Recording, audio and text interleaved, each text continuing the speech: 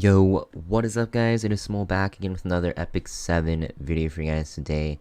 Today we have another balance patch preview for you guys today. We're going to be talking about the buffs that certain units and artifacts are getting, what I personally think about those buffs, and also, if these units are going to be a lot better after these buffs. That being said, before we get started with this video though guys, if you guys aren't already following me on Instagram, we are super close to the giveaway. We are doing a giveaway on Instagram at 20k subscribers on YouTube. As you guys can see, we are very close. All you guys have to do to participate, guys, is follow me on Instagram and I'll give you more instructions later. So yeah, that being said, you're going to see that the units and the artifacts getting buffed here, starting with the 5-star Moonlight units, are going to be Remnant Violet, Top Model Luka, and Pirate Captain Flan. So all three of these ML units, guys, I don't think they were at the top of the list besides maybe Pirate Captain Flan in terms of units needing buffs. But, all three of these units aren't that great right now, so I think Smilegate did do a good job in picking units to buff. It's not like they're buffing already strong units that do see some play, right? So, all three of these units definitely needed buffs, and I'm pretty happy that these three are getting buffs.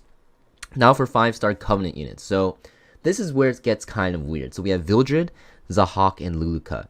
And personally, I think all three of these units are pretty decent. So we have Vildred here. He's already OP.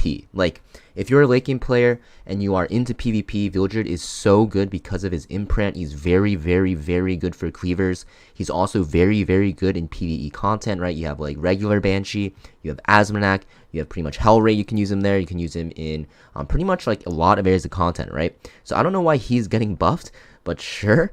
Also, we have Zahhak. Zahhak is already pretty good. His banner is running, so maybe that's why. Maybe like their sales were low or something, but Zahhak is already a very decent unit. He's very good in Guild Wars offense and arena offense against those pesky evasion abusers.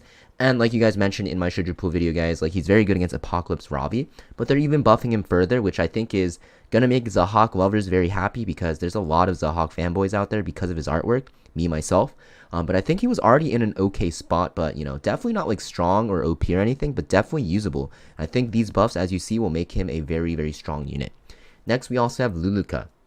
So Luka, guys, not really a PvP unit, mostly for PvE, but she was very good in PvE, right? You can use her in like Wyvern, Asmonak, you can use her in Dark Expedition, Fire Expedition, you can use her in Hell Raid everywhere, you can use her in like Abyss, even in Automaton Tower. Like, she had a lot of usages, so I don't know why she's getting buffed either, right? There's like so many units that still need buffs, right? Like Says, right?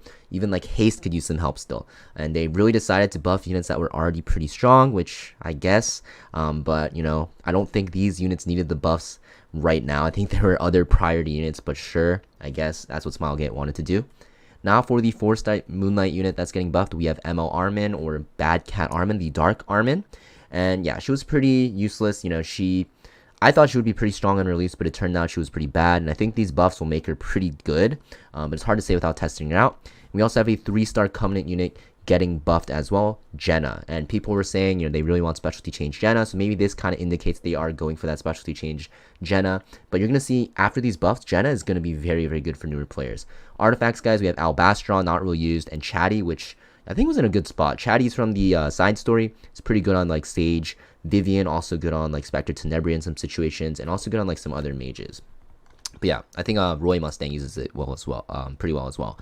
So you're gonna see that these buffs are gonna be happening on the 27th right here. Okay, I highlighted everything, but yeah, October 27th, the same day that Hwyang is getting nerfed. People were expecting the Smilegate to actually revert some of the Hwyang nerfs, but unfortunately it's not there yet. Maybe they'll do it in the future. But for now, let's just talk about the buffs really quick. So we have Remnant Violet, guys. Remnant Violet is getting buffed. Now, his biggest problem was that, first off is just getting his evasion stripped, but I think that's a pretty fair counter. The second problem was that when he stacks his focus, you can't really use it unless you get hit, and people would just ignore him, especially because right now in the meta, there's not a lot of AoE attackers, there's a lot of single target. But you're going to see now, his S2 is getting changed so that when he attacks after being full focused, he'll actually activate his S3, which is a very nice change. It'll make him a lot more usable. It'll make him able to, get like 3 or even 4 S3s off sometimes in a longer fight instead of just getting, 1 or 2. So pretty nice. You're also going to see his S3 cooldown got reduced because they did change the soul burn on it. It's going to be 5 turns instead of 6 turns, so very nice as well. And the attack buff will last for 3 turns, which is a pretty huge buff. And you're going to see that soul burn gets changed to his S1. It's going to be 20 souls for an extra turn. I think this is a very good buff, because in longer fights, especially in Guild Wars offense, when you have like a lot of souls stacked up, you can actually find it that Remnant Violet can't do anything because he's not getting hit on the field and he's just stuck at full focus. So now, like when he's at full focus, he can still S3, and you can even speed that up by soul burning his S1. So pretty nice, especially for Guild Wars offense. For like World Arena and Arena, it's also going to be pretty good, but I think it's going to be mostly for Guild Wars offense you're going to notice this change. Next, we have top Model Luka's buff. So you can see her S2 is also going to get buffed here. It's going to be a 5% CR buff from 15% to 20%. Pretty huge. 20% CR push is very, very nice. You're also going to see her S3 here is getting buffed. It's going to give everyone attack buff regardless of whether it kills or not. So it's going to make her a very, very good cleave option, right? I don't think she's going to be your primary opener, but you're going to have someone to push or push back the enemy team. And then you can have top Model Luka go and push up your team with attack buff. Very, very nice. Also, the biggest buff here, or not the biggest buff, but a very, very important buff here that's in very small text is right here highlighted. Critical hit chance is going to be her new imprint concentration over attack. This is just way better. It's just so much more value than just attack percent. So it's going to be a lot more easier to build her very fast. So maybe you can actually make her fast enough to go first, or at least, speed contest units that aren't like 280 plus speed, right? Next, we have Pirate Captain Flan. So yeah, this is a pretty decent buff. Pirate Captain Flan, a lot of mixed opinions about her. Some people think she's the worst ML5 in the game. I thought she was good in certain situations, right? Especially if you can draft her into like low damage teams. But with this buff, I think she's definitely going to be a decent unit to pick, especially into those low damage teams, right? I don't think it's going to be that much of a debate anymore. I think she'll be pretty decent. You're going to see that her S1 will have a chance to steal a buff now before you actually detonate the burn and bomb effects. This is pretty nice because you kind of can think of this as like a strip, similar to Summertime Assyria. You're also going to see her S2 will give her increased effectiveness, but she cannot crit anymore, which is fine. You didn't really build her too heavily on crit anyways because of the fact that she uses burns and bombs. You built her on attack anyways, so this is going to be nice because you can lower her effectiveness a little bit and then put it into bulk now, or even more damage. And you're going to see that her S2 execution procs not only when it's her turn now, so if you get a dual attack like Conquer Ilias or Aros to actually use her to attack with, which is very common with Aros because Pirate Captain Flan will probably be the highest attack unit on your team, then you can actually activate Hunt that way, so you can actually use this more often. You're also going to see her S3 will CR push back by even more. It'll go to 30% now, and also attack buff for 3 turns. So pretty huge buff. Like I said, I'm not really a fan of how Smilegate buffs like 3 skills or like 2 skills at once. I think you should do it one at a time. But Pirate Captain Flan was definitely a unit that people were saying that they needed buffs for because she was not doing anything, and they definitely decided to kind of buff her a lot. I don't think this buff is as huge as like the APOC Robbie buff, but I think it's kind of weird to just buff all 3 skills. But hey, I don't work at Smilegate, so what can I say? Next, we have another buff for the 5-star Covenant hero. So we are going to start off with Villager here. You're just going to see his sweep. His S1's just getting more damage. His Dancing Blade, which is S2, more damage. His S3, more damage. So just increasing damage on everything. That's pretty much it. I don't know why. I guess his base damage was pretty low, to be honest. And by doing this, I guess this will help PvE users a lot.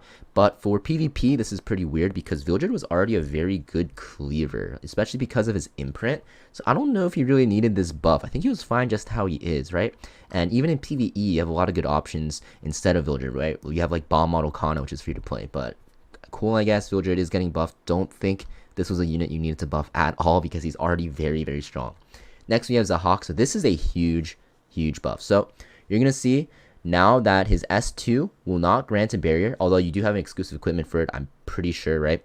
But you're going to see that his S2 will actually now give him an extra turn instead of that 50% CR push. So, you don't get affected by like Conquer Ilias' attack down and stuff like that anymore. You can just cleanse it off yourself. And also your CR push another ally by 15%. So this makes him a lot more usable. He'll be able to one-shot very consistently and just a very powerful unit now. I think he was already pretty good, so it's pretty weird. It's just going to help him, especially because of that extra turn. I think that extra turn was huge. That 50% CR push was like so awkward sometimes. So now you can just cleanse yourself and then get that extra turn off. So pretty good. Luka buff, they're just upping the defense break chance. Nothing too huge, mostly for PvE, I'd say. Still not going to be used in PvP, but we'll just make her more consistent as a defense breaker. A lot of people actually turn her skills off because her S3 was kind of bad. But now you can actually, keep it on because 100% chance of defense break. Who can pass that up, right? Pretty good buff for PvE. Next, we have Bad Cat Armin, the ML 4-star. They're kind of completely changing our S1 here. So before, it was kind of like an injury stacking skill. Now they're kind of changing it to a provoke style, kind of like Green Armin. So what's going to happen is when you use it on your own turn, you're going to have an AoE attack that has a 45% chance to provoke. And you're going to see this is going to stack very nice with her new kit, I guess, because also you're going to actually be able to, you know, see that our S2 also gets changed here, right? The chance of getting that increased crit hit damage on your front allies going up. And then also when an enemy attacks with provoke or redirected provoke, this effect chance is doubled. So our S1 is going to provide provoke for the enemy. And if they actually, you know, hit or attack, right, you're actually going to get that critical hit damage buff 100% of the time. And this is going to be very, very nice with units like Rem and Bellion and stuff like that. Now we have our S3 also getting changed. So it's going to be that instead of, you know, giving that barrier only, you're also going to provoke the enemy with 100% chance. Damage is going up, and the soul burn, instead of decreasing that cooldown, is going to be provoked for 2 turns. That's pretty huge. 1 turn of provoke is already pretty annoying, but 2 turns is insane. And you're also going to see that cooldown actually went down to 3 turns because they are removing that soul burn where you can reduce the cooldown. So I think Cat Armin will be a pretty good unit now, especially against units that you know, don't do a lot of damage because of the fact that she's just constantly provoking, and you'll be just very annoyed, and your frontmost unit will be able to do a lot of damage. Now we have Jenna, guys, completely reworked. I'm not going to even talk about what got changed. We're just going to talk about her new kit because her kit got completely reworked. S1 is just going to be a single target attack with a stun chance. S2, though, guys, it's going to be a chance, or not a chance, 100% chance to decrease buff duration of all enemies by 1 turn before granting immunity to all allies for 2 turns. Pretty good because of the fact that her, you know, kit before was pretty terrible, and you can also soul burn this for an extra turn. So what you can actually do is if you build her on high enough speed and effectiveness as an early game player, you can use her as an opener because you can soul burn and decrease buff durations of all enemies by 1 turn, which is very, very nice because you can actually, you know, remove immunity. And also you can grant immunity to your own team, which is very nice if you're against units that can disrupt you like Politis and stuff like that. You're also going to see that this is going to change her S3 as well. It's going to be a 75% chance to decrease defense, which is not 100, but it's still good. And you also have a 100% chance to decrease CR readiness by 20%. So you can actually see she's a very, very good opener now, right? You just soul burn the coerce and then go into cold snap after to decrease defense. You're also having that immunity on your team so that she can't get countered by Politis, because Politis's S2 will activate after her at her coerce here. So you can soul burn that and then, you know, push Politis back after that. So very, very nice.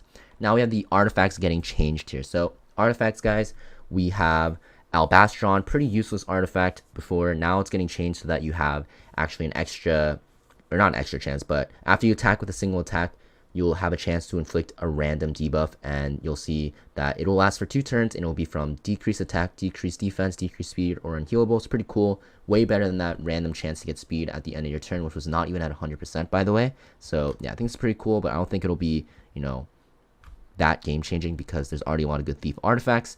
Next we have Chatty, guys. It's going to be a lot more better. It already was pretty decent on certain units, but you're going to see you get that barrier at the start of battle, and also when you get attacked, you'll also get it, and the barrier strength is going up. So Chatty's just getting hugely buffed overall. Kind of works like FCC barrier now at the start of battle as well. So yeah, these are the changes, guys. I think all of these changes are very good. They're going to make the units a lot better, obviously. But it's kind of weird that certain units got buffed. Like, I don't really agree with the 5-star covenants. There's so many 5-star covenants that are trash that need buffs. But I think the ML 5-star buffs are pretty cool. I think all these units will be pretty decent now. You'll probably see them a lot more. I think bad Cat Armin will definitely be usable now as a disruptor with provoke. Looks super annoying to deal with. And Jenna looks like a very good free-to-play cleave option now for people trying to climb early arena. And both these artifacts, you know, I think they are getting buffed, but I don't think it'll change too much. Maybe Chatty will be used a little bit more on mages now because it looks very, very good defensively. But keep in mind, Target Health is such a good mage artifact still. So yeah, that being said, hope you guys enjoyed this video, guys, and I'll see you guys next time. Peace.